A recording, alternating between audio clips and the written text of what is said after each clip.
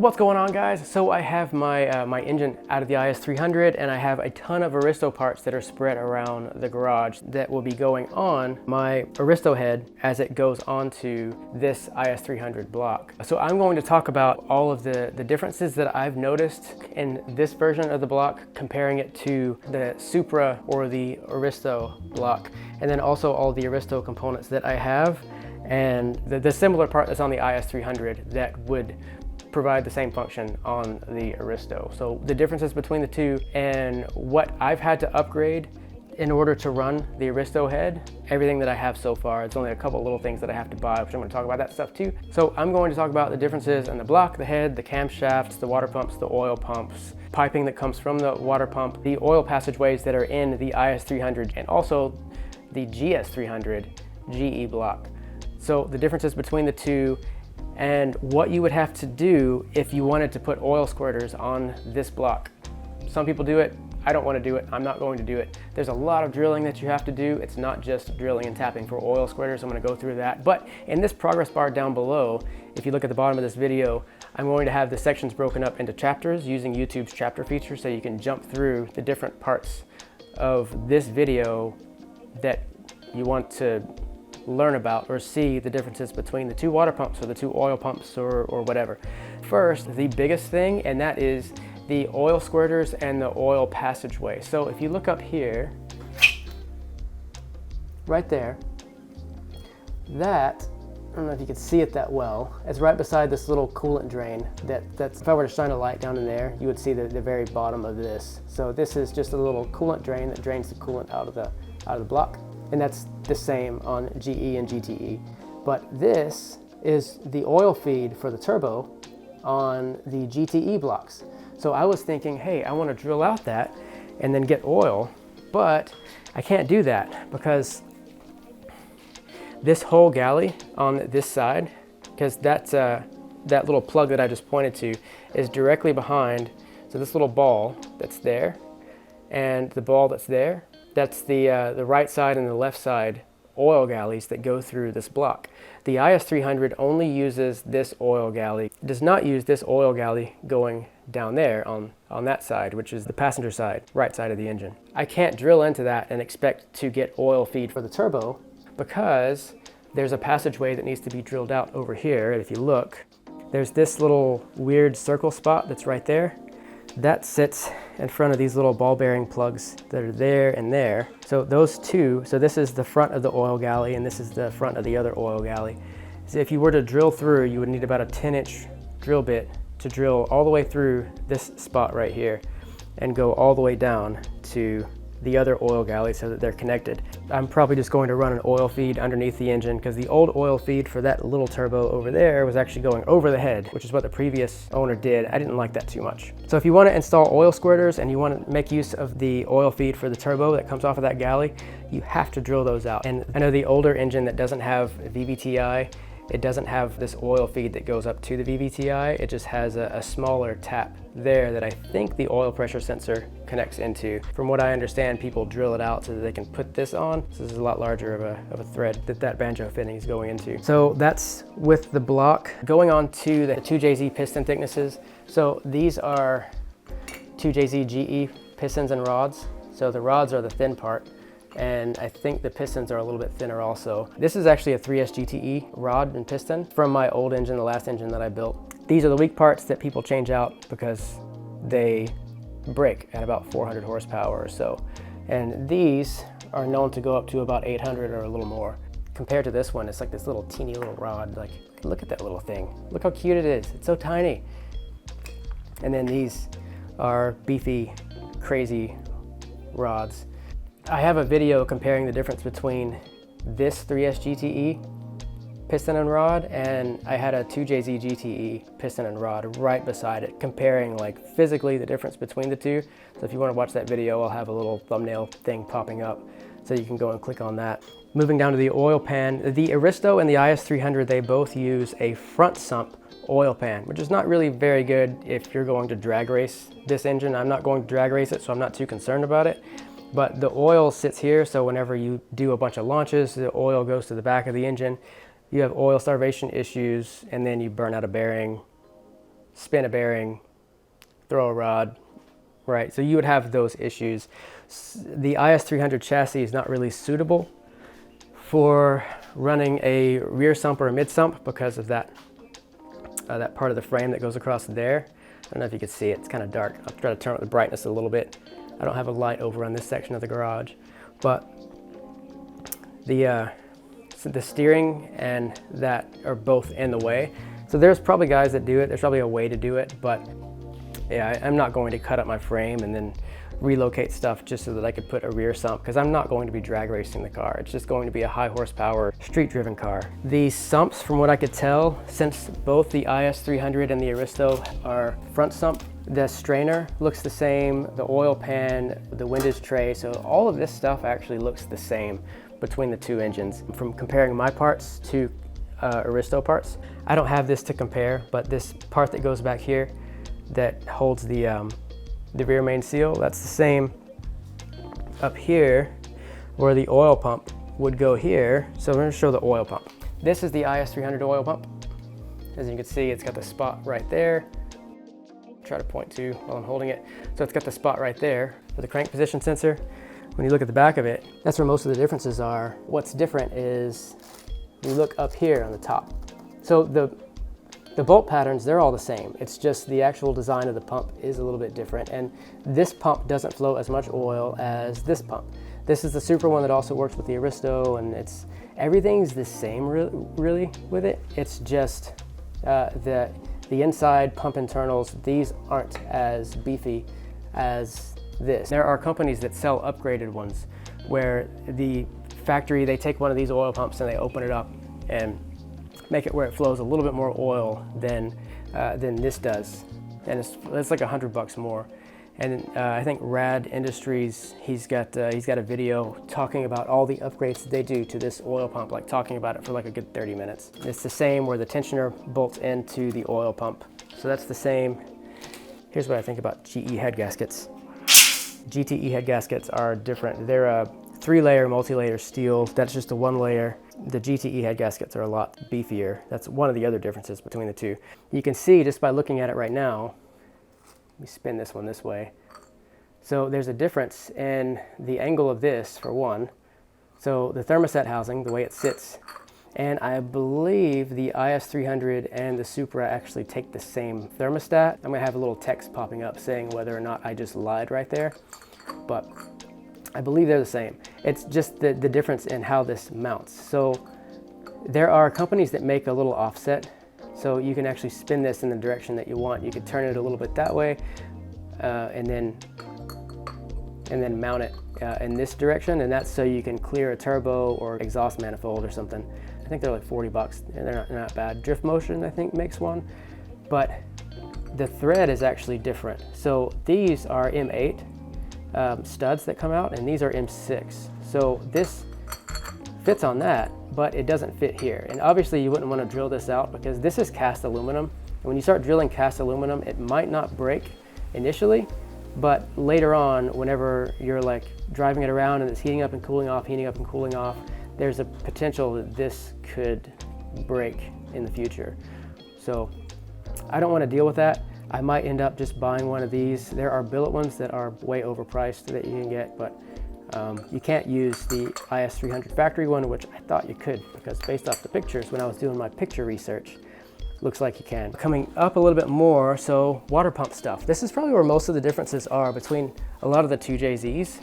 So I have, these two are the same. The front housing, the back housing, I'm pretty sure are interchangeable between this one and then the Supra one that I bought. I didn't buy an Aristo one, I actually bought a Supra water pump. So there's an extra little nipple right here. This one doesn't have it. And then this little, what is this, the upper water neck. So this is a little different on the IS300, because on the IS300 you have this, where on the Aristo it's this, and this actually sits on top of here, and it goes to the radiator, where the IS300 you actually have this where it bolts into the block. The coolant goes through the very front of the block behind both of the cam gears, and then it comes out of the other side to where there's another upper coolant neck that comes out of that side of the engine, and then it goes into the radiator. So it's on the Supra water pump. In addition to getting this coolant neck, which these are getting harder and harder to find just because of what it is. I don't think Toyota makes these anymore. So this is still a new one that I bought last year, but they're getting harder and harder to find. And at this point, you're kind of buying used ones, or there are billet options that are available that you can get, but this coolant neck is shorter and it's made for like AN fittings instead of going straight onto a hose. Or I think you can have it made where it goes straight onto a hose instead. But there's a water pipe that comes out of here. It's just a straight pipe and it's just like a couple inches long, but it goes from here to here. It's one of the things that I still need to get. But it's just a straight pipe with two O-rings, one O-ring on one side and one O-ring on the other side. It just slides in there, slides in there. The 1JZ has a shorter one, and then the 2JZ, since the deck height on the 2JZ is a little bit taller, the 2JZ one is a little bit longer. But they both have similar water pumps. Now there are differences between the water pumps that you need to understand. Like there are 11 bolt and other ones that are 10 bolt. There's differences in the bolt spacing. Like I think it's this bolt here that's on this side of the IS300 and this side of the Supra water pump. That one is a little bit more offset on some of the water pumps. So like this bolt would actually be over here. But there are differences in some of the bolt spacing. You just have to understand that. If you're buying a water pump, you can't just buy a 2JZ water pump. You have to compare all these little differences between the two. And even then, some of these gaskets between the front half of the water pump and the rear half of the water pump don't line up perfectly. So do your research, make sure you're buying the water pump that you need for the engine. And if you're like me, like I'm using the entire front and back half of the Aristo or Supra water pump. So I'm not really worried about mixing the front half and the back half. So I'm using this entire one. The last thing I want to talk about with the water pumps. So if you get the Aristo pump, you'll need the Aristo pulley. They're the same diameter. This is the IS300 one on the bottom, and this is the Aristo one that's still wrapped up, and it's got like the nuts that are in there. I don't want to lose them, so I haven't opened it fully. And this is like a little dome thing that goes on the front. It's not really needed. Some of the Aristos have a clutch fan, but the newer Aristo, I think it doesn't, and they just kept the same water pump bolt diameter. Like this is about 3 inches between the two bolts, where on the IS300, see it's a lot smaller. It's like 2 inches between the two. And then also the threading, not that it matters too much because they're completely different pulleys, but the threading is different. So these are like M8 thread and these are M6 thread. So you can't use the nuts obviously because these are M6 nuts and these are M8 nuts. So one's a 10 millimeter head, the other one's a 12 millimeter head. Now on this side, so this comes out into the this coolant tube here that on the Aristo, this wraps all the way around the block. So this would be like this, and the front of the engine would be over here. And it wraps all the way around. The back of the engine comes up to where this is, where you have your oil cooler. This is the factory oil cooler on the Aristo. I'm going to talk about this in a second. This is just a bolt-on for the IS300 as long as you get this. So that's part of the cooling system, but it's also part of the oil system. So it brings your oil up to operating temperature faster because it helps warm up your oil with coolant. A lot of guys don't like these because of how they flow. I'm going to talk about that a little bit later. Like if you're racing your car, you don't want to update to one of these because I'm going to talk about that a little bit later. So the coolant tube thing, it looks like they'll mount up, and they kind of will. So the same gasket that goes on here is the same gasket that would go on here. Like the distance between this is the same. This side of it actually fits on both of these, but this is turned a little bit. So this goes on at a certain angle for the Aristo one, but for the IS300, it would go at a slightly different angle. And you can kind of see that if you compare. This camera is on a gimbal. I can't tilt it down too much, but you can kind of see that this one is facing more toward the 1030 position, where this one will be facing more of like a 930 position-ish. It also sits about 1/4 of an inch, like the IS300 on this side, this sits about 1/4 of an inch farther away anyway.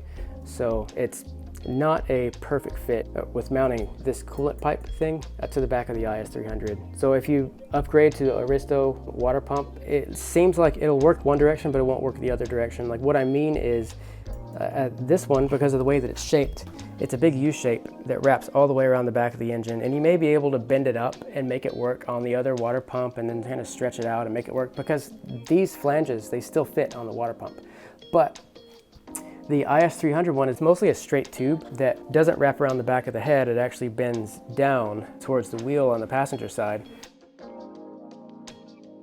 You can use this. You can bolt this into the Aristo pump. And this neck, it still has the same. This is actually the IS300 coolant temperature sensor that goes to the ECU. It's an M12 by 1.5 thread, and it's threaded into this this water neck perfectly. This other one is 1/8 NPT. You can still run the IS300 sensor, and then you can put a plug in there or another 1/8 NPT sensor for running 2 coolant sensors or a coolant pressure sensor or whatever. And going to this, so I actually bought this. This is an actual Aristo part, used Aristo part. These are the same.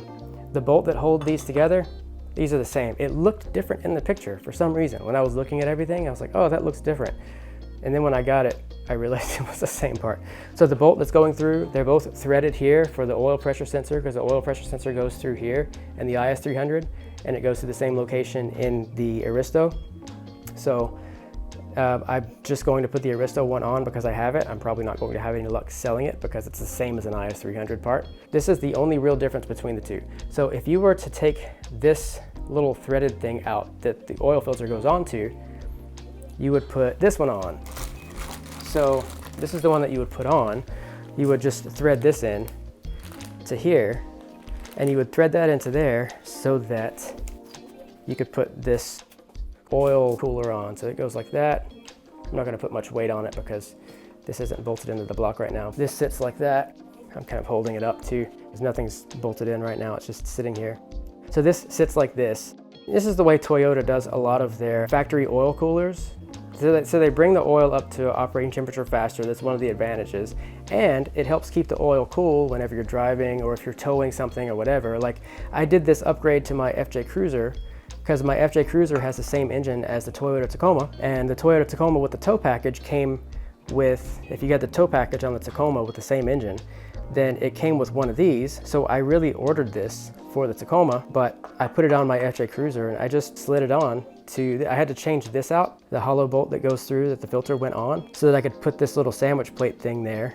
Then I would have the factory oil cooler. Now, why guys don't like these is they say that it's a restrictor. So you're thinking like, well, I kind of don't want to run that. You don't have to run this. It's not a requirement. You could run an aftermarket oil cooler, but the dangers with an aftermarket oil cooler is that it ends up keeping the oil cool for longer while the engine's warming up, unless you get something like a thermostatic plate. The thermostatic plate is just a thermostat for the oil system so that it opens up and it provides cooling for the oil system after the oil has had a chance to warm up and everything. With the factory setup, there's no thermostatic plate in here. There's nothing that's going to open and close. It's just this cycles coolant through it. It warms up the oil faster, and then you can go off driving sooner than you can if you didn't have one of these, because most of your engine wear happens whenever the engine is warming up and idling up. If you just crank up the car and drive it, then you're going to see more engine wear. But when guys race these, they'll usually take these off, because what ends up happening is in a racing application, you have bearing tolerances on the main bearings that are a little bit more open so that you can run a thicker oil, and your tolerances for your valve lash are a little bit more open to allow for the thicker oil. Like if you've heard the guys that have the, they change out their cams and they follow the racing specification for the valve lash, and then you just have a clackety clankety sound that's coming out of the head. Well, that's because the tolerances are too open and they're not following the factory specifications. They're following the manufacturer specifications, which are pretty much for racing applications. So you have to run the engine with a thicker oil. But if you run engine with a thicker oil, this would be your restrictor. These aren't made to flow thick oil. They're made to flow the oil that Toyota recommends. So basically, if you want to upgrade to this and you're planning on racing the car, if you're going to follow the racing bearing specifications, don't put this on if you're going to run a thicker oil. If you're going to run a thinner oil, the normal factory Toyota oil, then run this. I'm going to put this on because why not? It's cleaner, it's newer, I'm not going to be able to sell it. This one I'm just going to shove in the corner somewhere. Motor mounts, I don't know how much different the motor mounts are between the two engines. That's everything that I have to talk about for the differences regarding the block side. Moving on to the heads. So this is the Aristo head on the left, and this is the IS300 head on the right. Coming over to the heads, Some guys will swap out and they'll put the timing cover with the 2 cam covers on the IS300 engine, which it mostly works, except this doesn't line up. So this, it's like about an inch off. I think on the Aristo, like this little eyelet, this little mount, whatever, sits like right there. But on the IS300, it sits up there. It's like a slight difference in location. They just moved it over just a little bit. Not sure why they did that. Maybe they noticed in the long term that there were oil leaks that were developing, so they just decided to shift it over a little bit. Or maybe it was because they wanted to clear something else that was that they were putting on the car, and they needed that little bit of space. They're just moving it over an inch. I don't know. But that's this one that's like right there. Also, these are magnesium, which a lot of people know that. These are magnesium and these are aluminum. Just the valve covers, not the whole head. The valve covers are magnesium on this, so people have trouble like drilling and tapping. It gets kind of brittle and it cracks off, and people try to weld to it and cause fires. So they're not aluminum. So that's a big difference. These are aluminum. I can't say whether the ignition coils are the same between this head and this head. I've heard that they are, but I don't know. That's something that you'd have to look up on your own. As far as coolant flow in the GTE head, so the GTE heads in general are supposed to have a better cooling capabilities than the regular GE non-turbo head. So that was some of the main reasoning behind me getting this head, also just because it just looks incredible. I love looking at the top of this. It's just a very well designed head. The VVTi gear that sits on the front of the head, that's the same. It's interchangeable. The exhaust gear that sits on the front of the head, that's the same. It's interchangeable between the two, the IS300 and the Aristo. The VVTi solenoid, it's a direct bolt in, so I've bolted it in. There's a mesh screen that's also behind it, but this bolt is the same. Cam position sensor back here, that's the one that's from the IS300. I've put it in. It's like all of that stuff works. You can just transfer it over. The engine hooks are different, so this doesn't.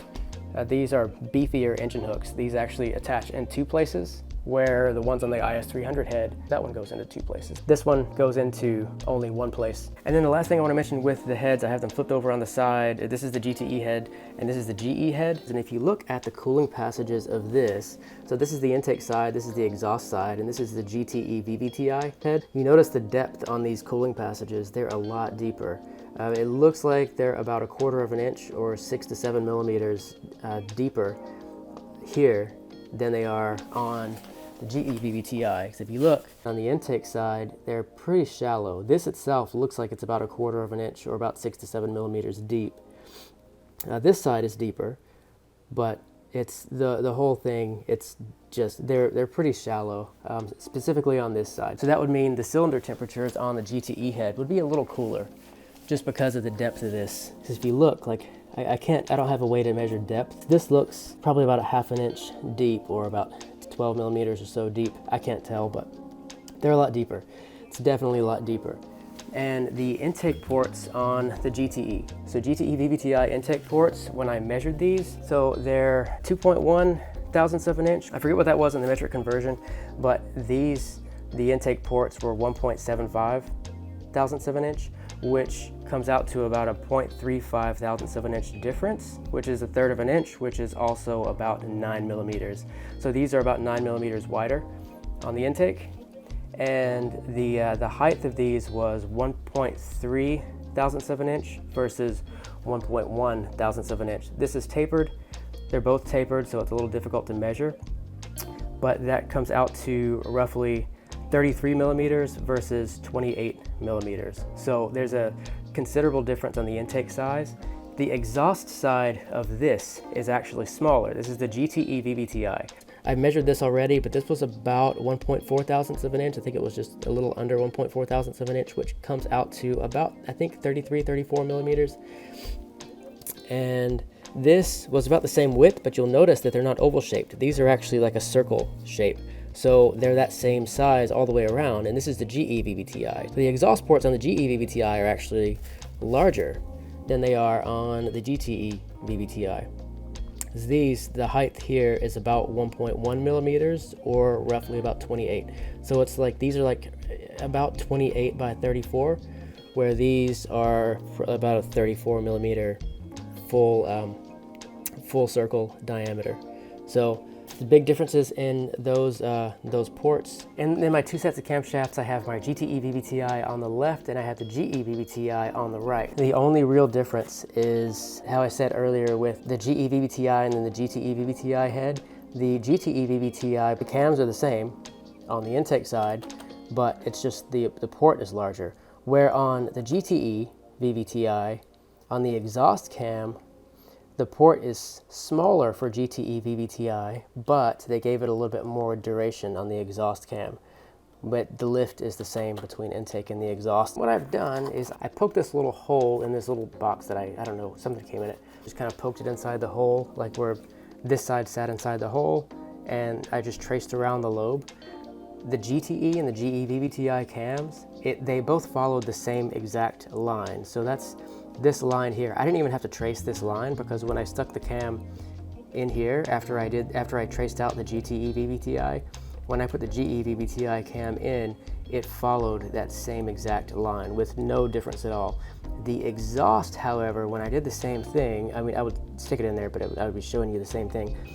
One line is here, so this inner line is the GE VVTi, and the outer line is the GTE VVTi, and it's just this really minor difference between here and here, and there's probably 1 millimeter of difference. I can't really say like when the valve starts to open, but the exhaust cam is open a little bit longer on the GTE VVTi. Now the lift, when miking the cam lobe, the thickness of the lobe, they come out to the exact same between the two exhaust cams and the two intake cams. This one, you can see it has little rust spots on it because the guy that I ordered these from, he packaged everything really well, so I didn't open the box that had the cams in it. I should have, because I should have opened it to inspect after he sent it, but I trusted that he wrapped everything up really well. He greased this cam, which is the exhaust cam for the GTE VVTi, which is in the Aristo. He didn't grease the intake cam, so I have rust on some of the tips of these lobes, and I do not feel comfortable running this, so I have Brian Crower 272 duration cams and springs that I ordered, so now I don't really have to worry about it. So that's the difference that I noticed between the heads and the cams and the relation between the ports and the camshafts. So I hope that all makes sense. And then most people know also that the GE and the GTE head, they take different intake and exhaust manifolds. So you can't take a GTE manifold and bolt it onto a GE head unless you buy one of the adapter plates that goes between the lower runners and the upper plenum. It allows you to bolt one intake manifold onto the lower runners for the GE IS300. So there's guys that'll do that. So they could still run the front-facing intake manifold, but they would keep their lower runners. And obviously the intake manifold for the IS300 is different because it like goes up and over here. That's why this has this dip in it. So it has this dip so that the intake manifold can go over and the hood can still close. Where this one, the intake manifold is not expected to go over the top. So this is just straight and this just looks nice. And then as far as the valvetrain goes, everything that I've looked into between all of the 2JZ engines, the valvetrain, like the valve springs, the valve buckets, all of that stuff, it's interchangeable. You can buy 2JZ buckets and springs and whatever for other variants of the 2JZ and then use them. The FJ Cruiser actually has shim bucket. So where the shim is the bucket itself. This has shim over bucket valve buckets, and I'm actually going to get the FJ Cruiser buckets after I get my new cams in, and I'm able to go through and then dial it in because I'm still going to lap my valves on this head. So I'm going to take all the valves off and then just make them where they all seat really well and measure the valve lash on this head.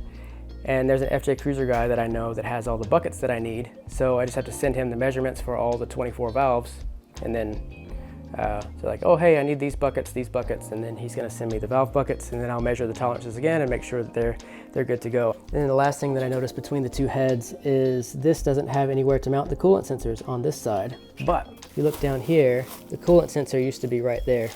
And it looks like that can be used for a coolant sensor also. I can't really tell. That's the main differences that are between the two heads. Everything that I could think of to talk about. Everything else where it sits on the front of the engine is the same. This timing tensioner bracket, so this is all the same. And I have my timing tensioner in here in the box, but it's the same for I think all 2JZs, but mostly it is the same between the Aristo and the IS300. I think it's the same between the other 2JZ variants. This bracket is kind of the weak point from what I've researched. So like these will break off in performance applications.